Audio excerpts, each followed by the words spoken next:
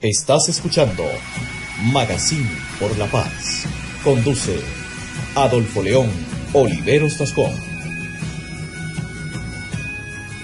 Lo otro, vamos a mirar la opinión, Arturo García, de Padray O'Malley, que es una autoridad mundial. Voy a decir nuevamente el nombre porque el nombre es extranjero. Padray O'Malley. Es una autoridad mundial en resolución de conflictos y protagonista del documental The Peacemaker. Él habla de su experiencia y de los retos que le esperan a Colombia. El académico Padray O'Malley ha participado como mediador en resolución de conflictos toda su vida. Empezó con los diálogos de paz de su país, Irlanda del Norte.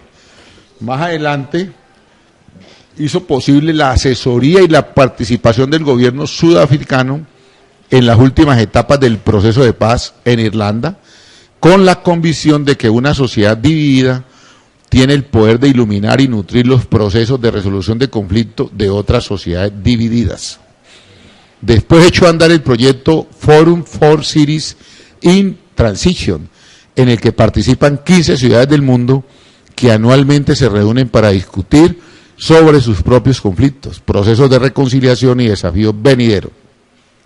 Su trabajo y algunos aspectos sensibles e íntimos de su vida fueron retratados por Jane Demo en un documental The Peacemaker que se proyecta por estos días en el Festival Ambulante Colombia. O'Malley está de visita en el país para hablar sobre su experiencia como mediador de paz. Ante la pregunta, en el documental usted dice que las sociedades violentas son como los adictos, su método y sus teorías parecen venir, de hecho, de su propio tratamiento. ¿Podría usted explicar eso? Entonces responde Padre, oiga, cuidado lo que dice el tipo. Soy un alcohólico rehabilitado y en efecto mucho de mi trabajo está basado en la filosofía de las reuniones de alcohólicos anónimos.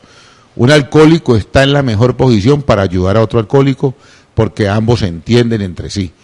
Por eso vamos a reuniones y compartimos nuestras experiencias.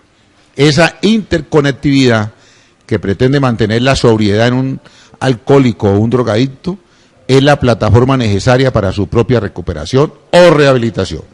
Las reuniones son precisamente el espacio en que se nos recuerda una y otra vez que no importa cuántos años hayan pasado desde el último trago, uno solo es demasiado y 1000 no son suficientes. Se trata de un modelo de recuperación. La reconciliación para mí es precisamente un proceso de recuperación que debe ser mantenido y nutrido permanentemente, no solo por un tiempo, para que se sostenga. Ni un adicto, ni una sociedad en conflicto pueden decidir de repente que están curados y descuidar el tratamiento. Ambos deben pasar por procesos en el que la recordación y el diálogo son siempre necesarios. En el modelo del foro, ese diálogo se mantiene anualmente en forma de cooperación entre una sociedad y otra. ¿Cómo la ve ahí, doctor García? Las sociedades no pueden vivir enfermas, como el adicto al alcohol. El adicto al alcohol es un enfermo, y es enfermo cuando se encuentra con sí mismo en el interior de su inteligencia emocional, puede producir una resolución interior de su conflicto e invitarlo a constituirse en un nuevo hombre hacia el futuro que tenga una visión de resolución de conflictos y de la construcción de modelos de paz. Pero mire, Arturo, que lo que plantea el profesor Padray es lo siguiente. Dice que al tipo que se rehabilita, él lo compara al adicto, él lo compara con la sociedad. Hay que hacerle un tratamiento continuo, hay que estarle recordando lo que hizo antes, y eso es lo que se va a hacer en el pacto final, en el acuerdo que se hizo en La Habana. Por eso mucha gente no entiende por qué a un guerrillero que estuvo muchos años en el monte, el Estado tiene que ayudarle a salir de ahí. El Estado tiene que darle unos recursos para que el hombre no vaya a ir a robar a la esquina, porque él tiene que comer también. El Estado le tiene que dar un apoyo psicológico, sociológico, psiquiátrico, porque es que no es lo mismo que usted ande 20, 30 años en el monte con un fusil al hombro, durmiendo en carpas, corriendo de noche, durmiendo a veces de día un poquito, que salir usted a una sociedad, a un pueblo, donde posiblemente se va a encontrar con otras personas, con otra rutina, con otras preocupaciones. Eso implica que el Estado invierta un dinerito.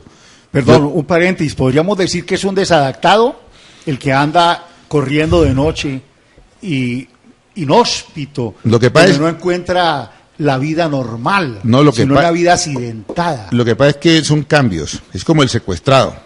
Secuestrado, cuando lo entregan cuando recupera la libertad, hay que hacerle tratamiento psicológico, sociológico, de todo, porque hasta la familia la ha perdido.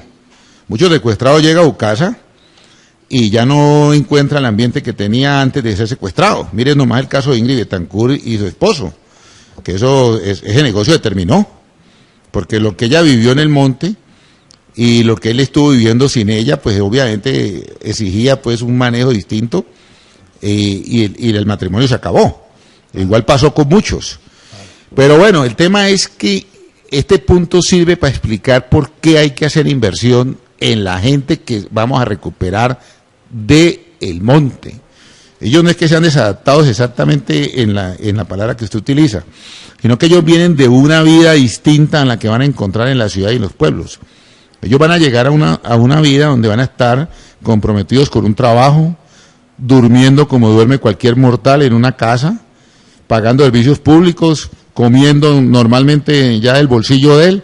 Por eso necesitan ingresos, por eso necesitan capacitación, por eso necesitan rehabilitación. Préstamos para proyectos productivos. Claro, entonces por eso la sociedad no se puede asustar porque el Estado tenga que apoyar a esas personas para poderlas volver a reincorporar a la sociedad civil. A esta otra pregunta responde el profesor. Dice así la pregunta: ¿cómo una sociedad ayuda a otra si los conflictos en los que usted ha participado son tan lejanos y disímiles entre sí? Le preguntan al profesor Padray. Responde el profesor: todos los conflictos llegan a un punto en que las partes hablan entre sí. Lo pueden hacer pronto o pueden esperar 50 años. En Irlanda del Norte tuvieron que pasar 30 años para que el gobierno británico dejara de ignorar el hecho de que los intentos de llegar a una paz sostenible seguirían fracasando si se seguía excluyendo al IRA. Por otro lado, en Irlanda del Norte, tanto el gobierno británico como el IRA llegaron a la misma conclusión: no habían vencido ni podrían vencer al otro. El paso lógico fue preguntarse cómo abrir canales de comunicación. Colombia también pasó por una serie de procesos de paz que no se concretaron, hasta llegar al punto de que se llega siempre el momento en que una organización como la FARC se da cuenta de que no puede rebasar al Estado. Lo intentaron durante 50 años y fallaron. Fue allí cuando mostraron su voluntad de negociar. Y para que los derechos de las víctimas, que son siempre el centro de los procesos, fueran atendidos. Y luego le preguntan: ¿y cuál es la lesión entonces? Responde el profesor Padroy: que los países a veces pasan por procesos parecidos, y aquellos que ya han pasado por ahí pueden asumir la responsabilidad de hacerles ver a otros que firmar un acuerdo de paz es la parte más fácil. Eso no es paz. Solo cuando se establecen los tribunales que apelan a los derechos y a la cuestión de la reparación es que empieza un verdadero proceso. Sin embargo, en todos los procesos de paz en los que he participado, la gente siempre ha privilegiado la verdad sobre la justicia. Las personas quieren lidiar con el pasado, con lo que les ha sido negado o escondido, con la desaparición. En Irlanda, por ejemplo, no se lidió con el pasado y todavía no se ha lidiado con él, porque el gobierno británico jamás admitirá que ciertos sectores de las fuerzas oficiales conspiraron junto a movimientos paramilitares y estuvieron involucrados en tan tremendos crímenes. Por otro lado, el gobierno británico infiltró completamente al IRA. En el caso colombiano parece haber, al menos en el papel, una voluntad de la FARC de empezar a asumir responsabilidad por sus acciones, pero también se necesita que el gobierno esté dispuesto a hacer lo mismo. Y los gobiernos que vengan, porque se trata de un acuerdo complejo cuya implementación tardará años. ¿Cómo la ve ahí?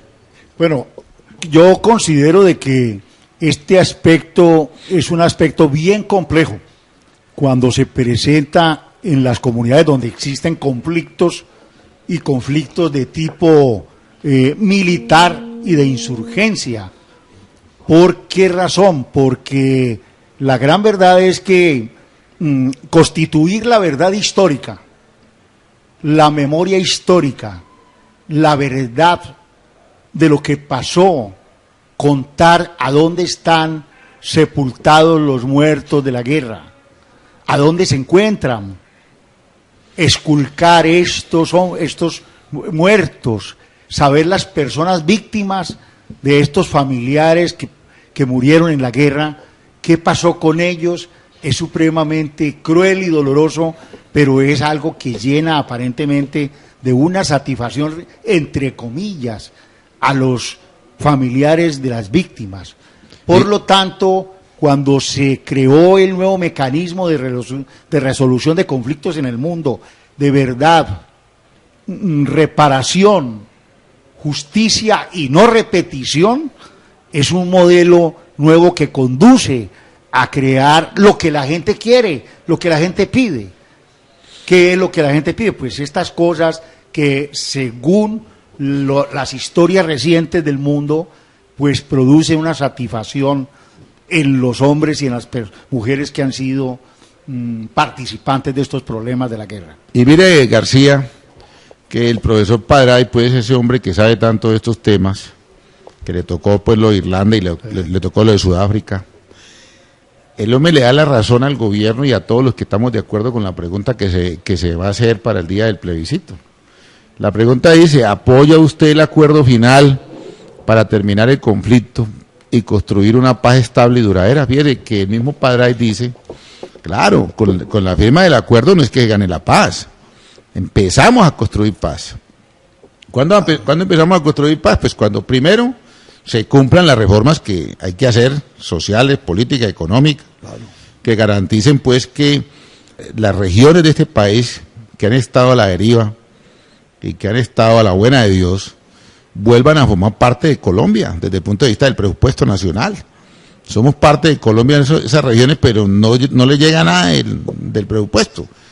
Eso por un lado. Por otro lado, también cuando se da prioridad a la verdad, es que cuando se firma el acuerdo, arrancamos fecha, digamos, de comienzo el 2 de octubre, día del plebiscito, y se empiezan a implementar con el sistema de fast track que se aprobó en el acto legislativo que Uribe ahora quiere tumbar, aquí a conformar los tribunales especiales de justicia y paz, es cuando la sociedad, sacrificando algo de justicia por la verdad, como lo dice sabiamente el profesor Padray, que se hizo en todas las partes del mundo se ha hecho, las víctimas, una vez conozcan lo que usted acaba de apuntar allí, lo que le pasó a sus seres queridos y el por qué y dónde están, tenga la seguridad que por ahí es que empieza a engendrarse lo que se llama la paz.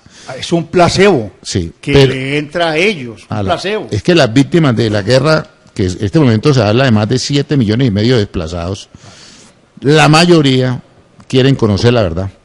Y como cosa curiosa, doctor García y oyentes de La Paz Estéreo, los que más están dispuestos a apoyar el fin del conflicto y la construcción de la paz en Colombia son las víctimas, fíjate.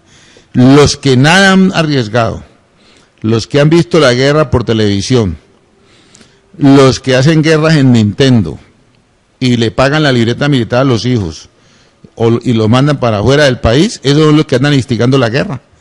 Entonces, fíjate cómo eso es muy contradictorio. O sea, el que debería estar más raón debería ser el que fue víctima. En una lógica, digamos, que uno pudiera plantear ahí. Por ejemplo, es como si usted le pegan un puño y el que se pone bravo es Leonardo. No, el que tiene que poner bravo usted. O si usted le pegan un palazo en un hombro y que se ponga bravo un man que está viviendo a media cuadra de su casa. Hermano, el que se debe poner bravo en una guerra es la víctima. Pero mire que las víctimas son las que más perdonan.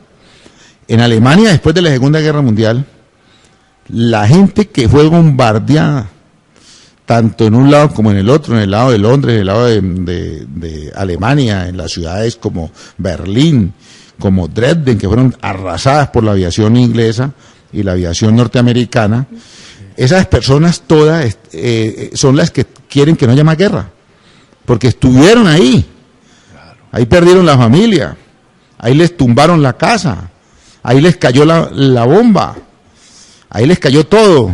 En Berlín, imagínese usted en Berlín cuando entró el ejército rojo por el lado oriental y los aliados por el lado occidental, ¿qué quedó de Berlín? Nada. Y usted le pregunta a cualquier sobreviviente de esa guerra y no quiere más guerras. Lo primero que hicieron fue decir, nosotros nos vamos a desarmar del todo. Lo mismo hicieron los japoneses, fíjese usted. El gran debate que tiene el emperador hoy en día, que quiere renunciar, es porque él se opone a la política del primer ministro japonés, que quiere reformar la constitución para que Japón pueda volver a participar en una guerra. El emperador que le tocó la guerra mundial, que supo la destrucción de Nagasaki y Hiroshima, dice, no, nosotros no queremos cambiar constitución. En la constitución actual de Japón se prohíbe que Japón intervenga en cualquier guerra. Claro. Pero el primer ministro actual quiere reformar esa constitución para que Japón pueda intervenir en una guerra. Entonces viene que todo el que ha sufrido una guerra no le gusta la guerra. Pero el que no la ha sufrido, el primer ministro tiene 38, 40 años, el emperador Hirohito tiene como 86 y le tocó la guerra, él no quiere que se vuelva a presentar una guerra. La gente que vive en Toribío, Tacuelló, que fueron pueblos destruidos por la guerra, claro. Usted va a ir, le hace una encuesta y yo dije, yo no quiero más guerra. Es que a ellos les cayeron los cilindros bombas. No, es que es mi tierra, Toribío y Tacuelló. Claro. Allá hubo la desolación, quedó solamente la desolación de la hojarasca, como en Macondo. Qué terrible uno ir a Toribío ahora. Yo tengo mis familiares que hace 12 años no van a Toribío, tenían sus casas allá y sus cositas, y lamentablemente no se pudo volver. Qué bueno, qué satisfacción me comentaban ellos la última vez que hablé, decir, ojalá esto sea posible para primero yo ir allá, segundo, ver cómo están mis cositas que quedaron en el suelo, y tercero, a ver el gobierno que puede ayudarnos. Mire la opinión del profesor Padroy sobre el acuerdo colombiano. Fíjate que este hombre que estuvo tanto tiempo y que toda la vida le ha dedicado a solución de conflictos, dice lo siguiente. Dice, el acuerdo de La Habana es extraordinariamente ambicioso y por ello su implementación es más dura. El mayor peligro de que sea tan bueno es que se quede en el papel. Y es que en estos procesos suele suceder que en el camino de un punto a un punto B aparece una traba accidental. Algo pasa que no se había previsto. Entonces se deforma o se desecha y así es mucho más difícil llegar a B. De repente, todo el movimiento hacia adelante puede perder sus bases y su ruta.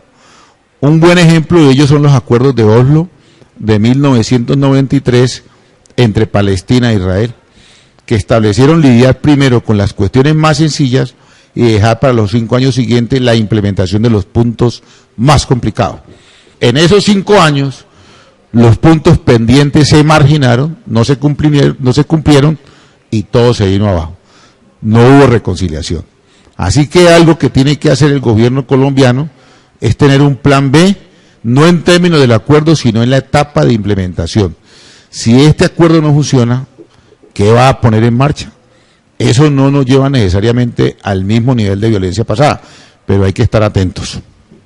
Sí, le comento esto, me enteré en estos días cómo en la parte rural en Colombia es tan complicado hacer avances, más no imposibles. Por ejemplo, no existe un registro rural en este momento de los puestos de salud y de muchos entes que debieran de tener título traslaticio de dominio a favor de la alcaldía respectiva.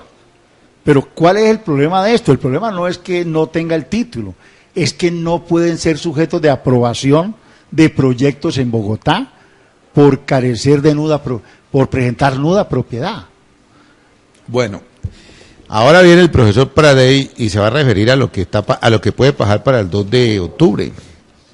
Y es lo siguiente, a él le dicen, hombre, ¿qué opina de que la referendación de los acuerdos que se va a hacer el 2 de octubre se pueda presentar un problema parecido al de Inglaterra. Entonces él dice lo siguiente, dice, como en el caso del referendo del Brexit en el Reino Unido, o sea, la salida de Inglaterra de la Comunidad Europea, uno de los mayores peligros es que aquí la gente no vote por lo que tiene que votar.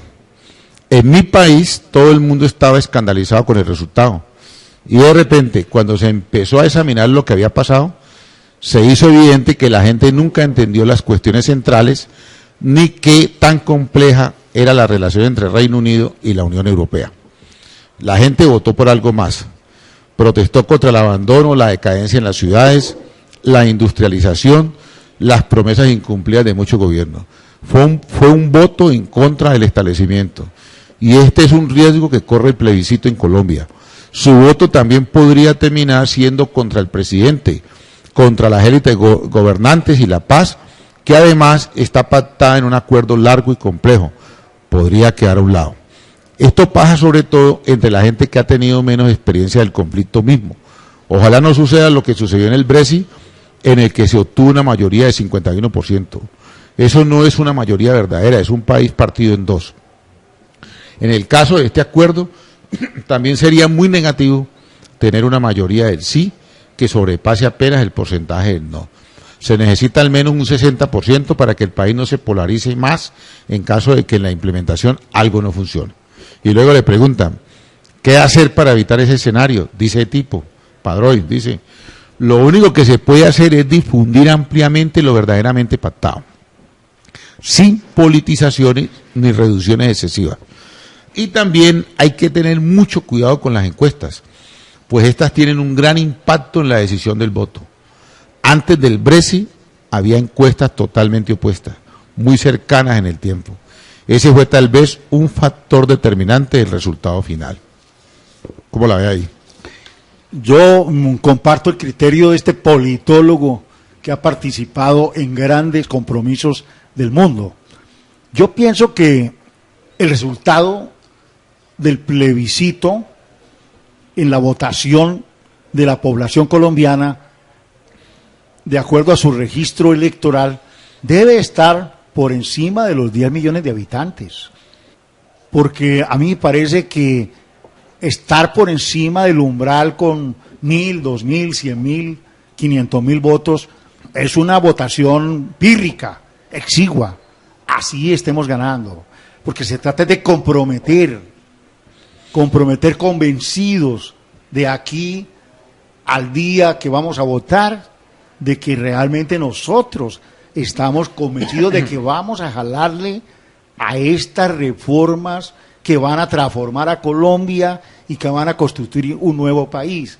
Pero si no tenemos esa voluntad férrea, realmente poblaciones exiguas en estos resultados son peligrosas para la ejecución de los acuerdos. Y mire que el profesor Padroy tiene razón en qué sentido. En Colombia han salido unas encuestadoras del lado del doctor Uribe que con una población exigua de 300 o 200 entrevistas han dado por ganadora al no, para manipular la opinión pública. A él le cree a la gente que vea que es que él no va ganando. Y la encuesta que hizo Invalmer Gallú, que es una encuesta seria con 2.000 personas, un universo, nos muestra que el sí va ganando por el 65% contra un 30% del no. O sea que este profesor, que tiene la experiencia de todo tanto proceso, y sobre todo lo del Brexit, sabe que las encuestas son manipuladas. Lo terrible que está pasando en Colombia es que RCN, encabezada por Claudia Gurizati, está manipulando a la opinión pública, desinformando sobre los alcances del acuerdo de La Habana.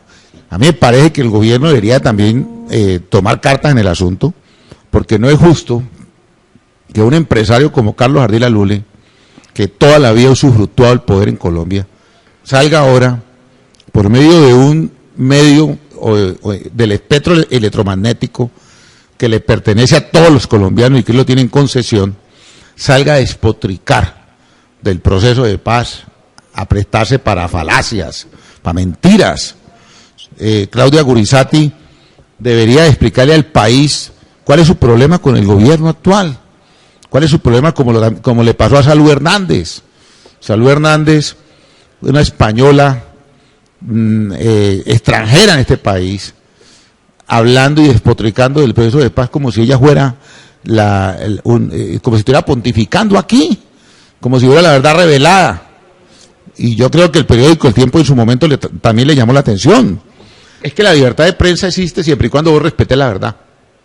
Claro. Pero no puede haber libertad de prensa cuando alguien está calumniando cosas que no debe calumniar. Mire, si están las 297 páginas del acuerdo, ¿por qué no se lo leen primero y después hablan? ¿Por qué tienen que afirmar, por ejemplo, como hace Paloma Valencia y le hace eco RCN, que va a haber impunidad?